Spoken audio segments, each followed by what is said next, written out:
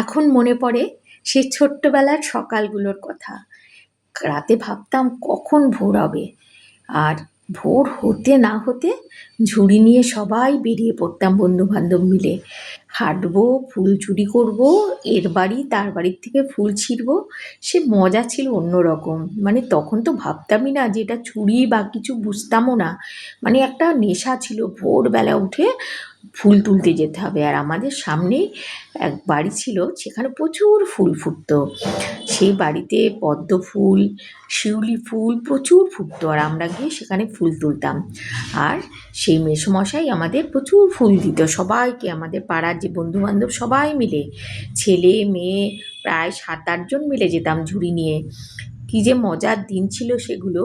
ফুল তোলা, তারপরে সেই কুল পাড়া, আম পাড়া, কোথায় কি আছে বনে বাদারে ঘুরে বেড়াতাম। বনকুল, সেই 10টা 11টা বাজলো কি বাজলো না ছুটির দিন, সবার টাইম ঠিক করা ছিল 11টায় বেরোবো বা 10টায় বেরোবো।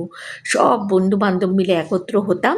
তখন কত বয়স হবে, 10 বছর, 9 বছর, 10 বছর এরকমই বয়স হবে। সে জঙ্গল কি, সেই জঙ্গলে বনকুল পাড়তে যেতাম।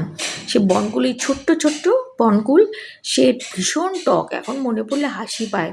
আর সে বনকুল কোন জঙ্গলে যে যেতাম আমরা, যে আমাদের যে সাপে কাটেনি এটাই হচ্ছে বড় ব্যাপার। তখন তো বুঝতাম না, আর সবাইকে লুকিয়ে লুকিয়ে যেতাম।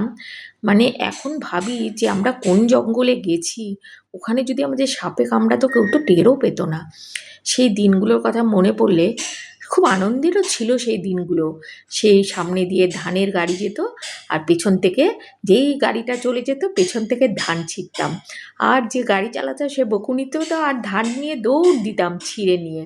সে দিনগুলো, তারপর গরুর গাড়িতে চড়া, এই পাশে একজন বসতো ও পাশে একজন বসতো, সে ঢেঁকি যেমন চলে সেরম করে চলতাম। কী যে মজার দিন ছিল! কিন্তু এখন দেখুন, এখন সকালে উঠলেই ঘর পরিষ্কার করতে হবে, রান্না করতে হবে, মাথায় কত চিন্তা। তাই বলি এখনকার ছেলেমেয়েদের কিন্তু আমরা সেভাবে ছাড়ি না।